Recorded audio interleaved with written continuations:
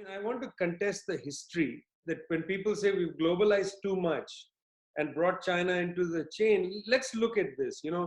It's true that there is a relationship between pandemics and transportation networks. It's obviously, if we were not connected to each other, pandemic wouldn't happen, because the definition of pandemic is that it crosses boundaries. If there was more border controls, less aircrafts, it would be harder. For instance, I would say, I said earlier, the first modern pandemic is the cholera of 1832. There's trade, there's ships moving. If the British didn't colonize India, then they may not have caught the cholera from Bengal and brought it back to Britain. Too bad. You guys came and colonized Bengal. Well, the people of Bengal couldn't fight you by arms. 150 years later, they said, take the cholera, take it home. I mean, it's not a question of something new. If you take the influenza of 1918, 1919, it racked the world. Look at the influenza of 1918, 1919. China was barely impacted by it. The reason is that China wasn't integrated fully into the world at the time. There were not so many railroads in China. Chinese people were not being taken out and brought back. Yes, there was indentured labor, to the Caribbean, to parts of Southeast Asia and so on, but they were not going back and forth. 60% of the people who died in the influenza of 1918, 1919 came from India. And the reason they died is because soldiers came back from World War I. And those soldiers brought the influenza back to Gujarat, to the ports, and it devastated poor communities in India. So 60% of global deaths took place in India. Almost negligible percentage in China, because there was no troops coming back from World War I and so on. So for these people to shorten the clock of globalization to 1990 to the present is trivial. Globalization in a generic sense has a long history of colonialism, of utilizing troops from one part of the world and so on. So we should push back on this idea of globalization being just, a baby, just a few decades. It's nonsense. It's actually amnesia about colonialism. What they're talking about is the new supply chain as it's constructed, with production being disarticulated, Chinese, at least the rim cities being very much part of the manufacturing section of the supply chain and so on. Sure, that's new. I agree. But let's face it, guys.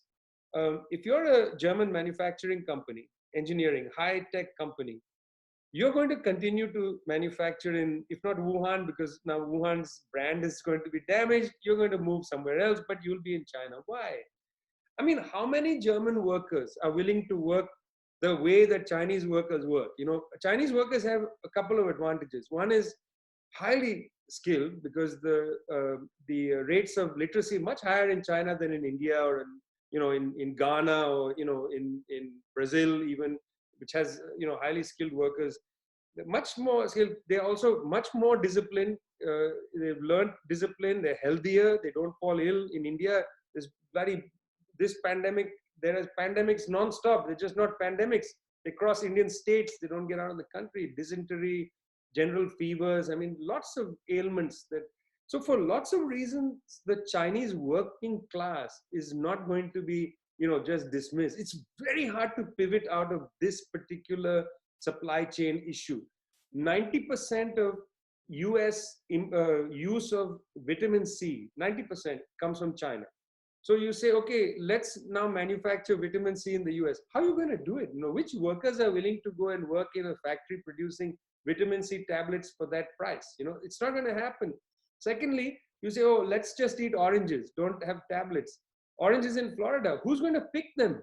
You're going to let in migrant workers? I mean, how many US-born workers are willing to, take those subpar salaries to pick oranges in Florida?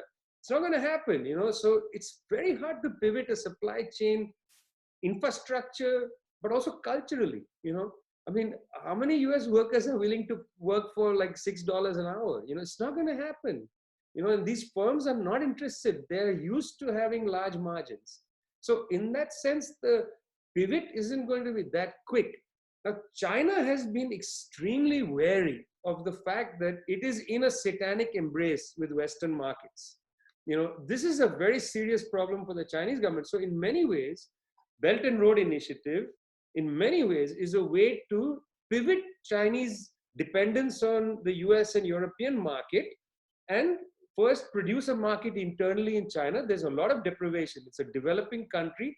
You know, Xi Jinping recently said we have to lift people out of poverty. It's no secret to anybody. There's great inequalities in China, regional, rural, urban, even in the cities, great inequality.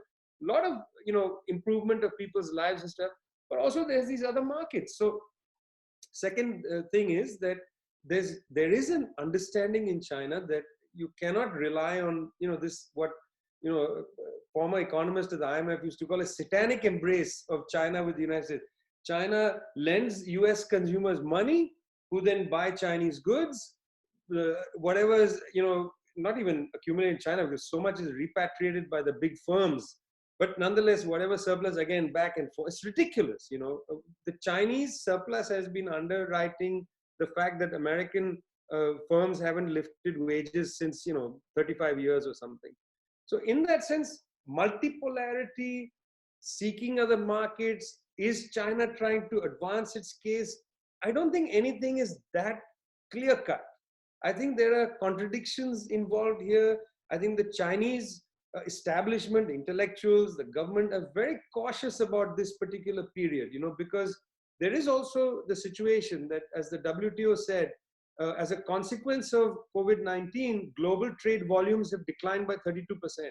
So this is having an impact in China. You can send people back to the factories. That's happened up to 80% capacity, but the ports are not open, because you can send a ship out to the port of LA, but it's basically congested.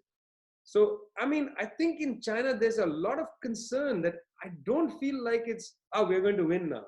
That's not the attitude. The attitude is sober. Firstly, this COVID-19 has to be tackled. Secondly, is there a way, long-term strategy to deal with the fact of the kind of complexities, turbulence in the world and so on? You got to give it to the Chinese establishment. The intellectual people don't think in 2 months, 3 months. They think in decades, in 10 years, 20 years, 500 years. They have long-term projects.